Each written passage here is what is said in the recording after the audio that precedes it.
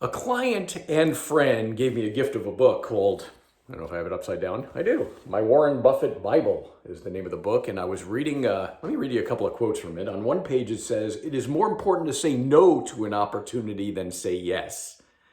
These are Buffett quotes. And on another page it says, "The ability to say no is a tremendous advantage for an investor and business person." All right, what am I trying to get at? You need to say, when you're new in a business, it's pretty hard to say no, and you probably should say no very rarely. You should probably just tackle everything, flood the funnel, take every opportunity to build to six figures or whatever quickly. But when you're intermediate and advanced in business, right, saying no is more important. It becomes more important. It becomes more critical. It becomes more frequent. And frankly, it becomes harder. Why? When you're intermediate and advanced in business, it's hard to say no because especially with your time, right? Because you're not doing stupid stuff with your time anymore. Most of what you're doing is great or good, and the ability to discern between great and good gets harder over time, right? So in any event, that's the game for you guys, is to realize that as you keep building, it's going to get harder and harder to decide what to do with your time.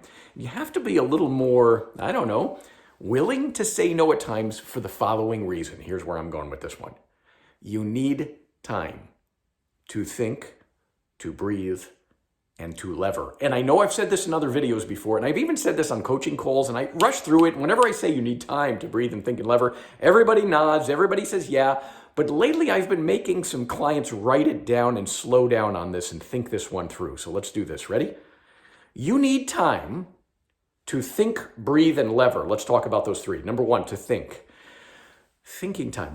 Napoleon Hill says, think and grow rich. All the great ideas that help you break through in your business come because of your time. I don't care if you schedule 2 30-minute sessions a week or 1 hour-long session a week where you're not allowed to do work and you're not allowed to hang out with your families. Just thinking time.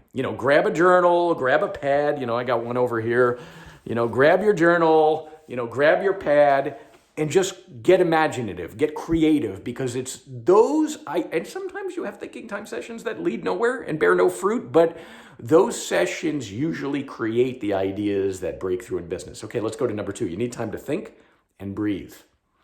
You need breathing time.